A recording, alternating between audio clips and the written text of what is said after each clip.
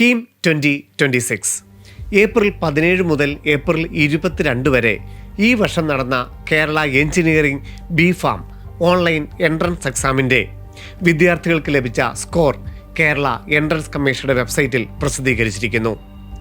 ഈ വർഷത്തെ എഞ്ചിനീയറിംഗിൻ്റെയും ബി.ഫാമിൻ്റെയും പ്രവേശനം തീരുമാനിക്കുന്ന ഓൺലൈൻ എൻട്രൻസ് എക്സാം 17-ാം തീയതി മുതലാണ് നടന്നിരുന്നത്.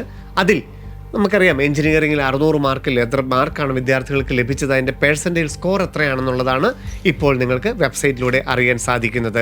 ഒപ്പം ഫാർമസി എഴുതിയ വിദ്യാർത്ഥികളുടെ ഫിസിക്സ് കെമിസ്ട്രി മാർക്കിൻ്റെ അടിസ്ഥാനത്തിലുള്ള സ്കോറും നിങ്ങൾക്ക് കാണാൻ സാധിക്കും. ഇനി മെയ് അവസാന ആഴ്ച +2 മാർക്കും കൂടെ ആഡ് ചെയ്തിട്ടുള്ള ഒരു സ്കോർ കൂടി നമുക്ക് ലഭ്യമാവേണ്ടതുണ്ട്.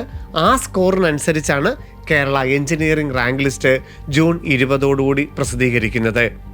ഓൺലൈൻ എൻട്രൻസ് എക്സാമിൻ്റെ ഇപ്പോൾ കാണുന്ന സ്കോറും +2-ന് നിങ്ങൾക്ക് ലഭിച്ച ഫിസിക്സ് കെമിസ്ട്രി മാത്തമാറ്റിക്സിൻ്റെ സെക്കൻഡ് ഇയറിൻ്റെ മാർക്കും കൂടെ കൂട്ടിയിട്ടാണ് കേരള എഞ്ചിനീയറിംഗിൻ്റെ റാങ്ക് തീരുമാനിക്കുന്നത്. ഇപ്പോൾ ഓൺലൈൻ എൻട്രൻസ് എക്സാമിൽ നിങ്ങൾ എഴുതിയ റെസ്പോൺസ് അനുസരിച്ച് കിട്ടിയ മാർക്കാണ് നിങ്ങൾക്ക് കാണാനായിട്ട് സാധിക്കുന്നത്. June 20 Kerala engineering rank list പ്രസിദ്ധീകരിച്ചതിന് ശേഷമാണ് ce.kerala.gov.in എന്ന വെബ്സൈറ്റ് വഴി കേരളത്തിലെ ഗവൺമെൻറ് മേഖലയുടെയും സ്വകാര്യ മേഖലയിലെയും അർദ്ധ സർക്കാർ മേഖലയിലുമൊക്കെ ബിടെക് കോഴ്സുകൾക്കുള്ള ഓൺലൈൻ കൗൺസിലിംഗ് ആരംഭിക്കുന്നത്.